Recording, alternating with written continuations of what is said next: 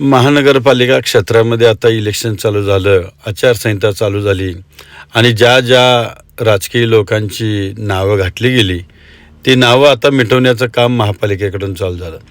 पण मी म्हणतो अशा पद्धतीचे बोर्ड जे केलेले असतात ते बोर्ड अतिशय चांगले केले होते, पण या बोर्डला चिकट टेपनं झाकलं होतं.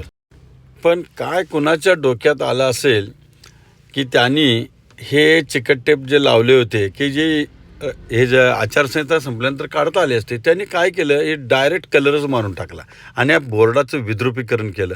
आता हे बोर्ड जोपर्यंत आहेत तोपर्यंत हे असंच राहणार, हे सगळं बेकार दिसणार.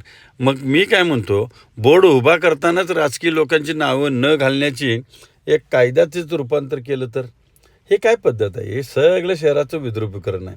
अनेक ठिकाणी अशी दृश्य बघायला मिळतात, उद्घाटनाची बोर्ड बघायला मिळतात वगैरे वगैरे.